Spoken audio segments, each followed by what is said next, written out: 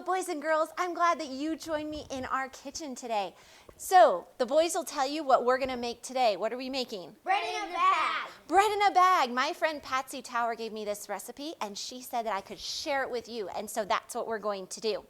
Let's go ahead and we're gonna get started. I'm gonna tell you what you need. The first thing you'll need is a gallon Ziploc bag, whole wheat flour. You're going to need white flour.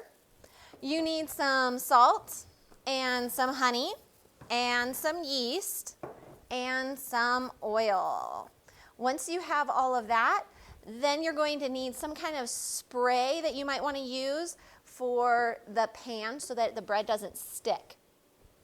The first thing you're going to do is get your Ziploc bag, and we're going to put 1 cup of whole wheat flour in it.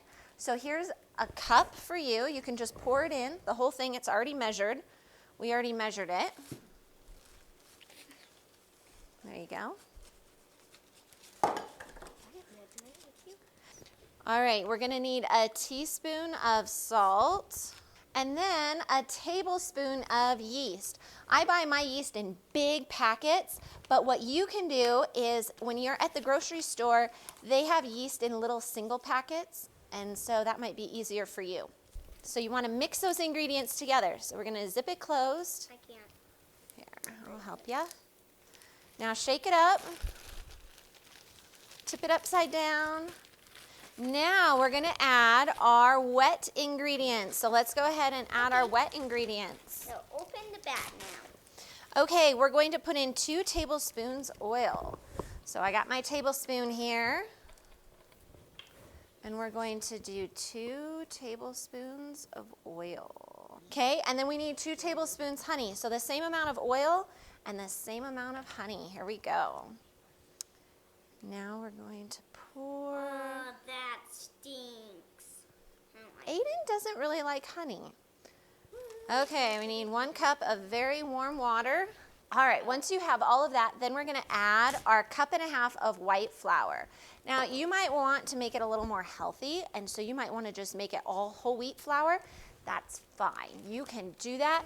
The reason why I'm using the white flour today is because my whole wheat flour is very dense, and so it makes my bread really dense unless I add some of the white flour to it to make it a little lighter. Cute. First, kind of mix it together, and then once that's good, then what we're gonna do is squeeze out all the air so that we can really knead the bread. Now, it's important to knead the bread for 10 minutes. And you're gonna knead it, punch it, hit it, squeeze it. Try not to break the bag. You can do it on like a floured surface on your countertop if you want, but you don't have to. It's up to you. This is nice because it just keeps all the mess inside the bag, and then you don't have to worry about it. So we are going to knead this bread for 10 minutes, and then we'll be right back and show you what to do next. Jesus was trying to help people understand who he was and what the kingdom of God is like and what kind of people will be there in God's kingdom. Well, one of the stories that Jesus told was about making bread. God's love works like yeast.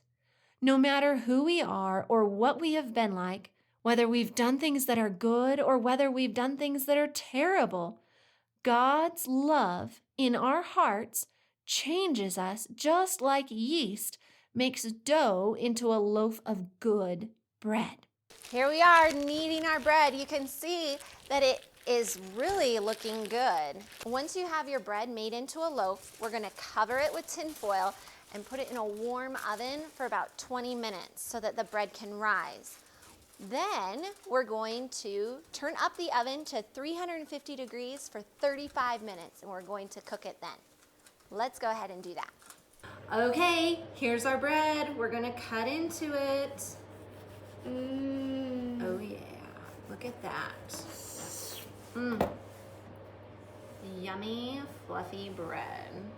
Well, I am so glad that you guys joined us so that we could make some bread together, and I challenge you to make your own loaf. I know you'll like it.